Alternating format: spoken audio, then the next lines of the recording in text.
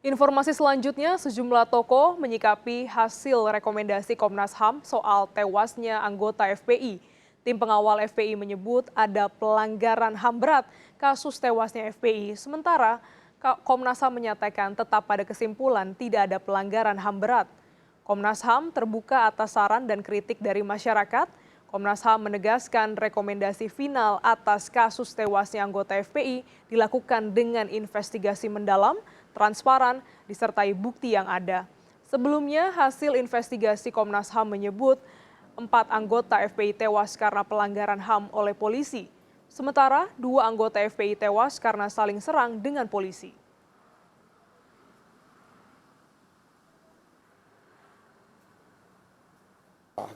Tapi sekali lagi kami sangat terbuka untuk menerima semua masukan.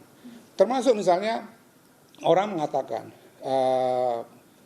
kenapa Komnas HAM tidak menyimpulkan ini sebagai pelanggaran HAM yang berat? Tapi perlu saya klarifikasi, Komnas tidak pernah menyatakan tidak ada pelanggaran HAM. Jelas dalam konferensi pers kami katakan ada pelanggaran hak asasi manusia. Tetapi kami katakan tidak ada indikasi pelanggaran HAM yang berat. Pelanggaran HAM dengan pelanggaran HAM yang berat itu dua hal yang berbeda. Unlawful killing yang kami sebut itu pelanggaran HAM. Tetapi dalam kategori yang kami sebutkan sebagai pelanggaran HAM, bukan pelanggaran HAM berat. Sejumlah tokoh membentuk tim pengawal tewasnya anggota FPI. Ke-18 orang itu menilai terjadi pelanggaran HAM berat dalam kasus yang terjadi Desember tahun lalu itu.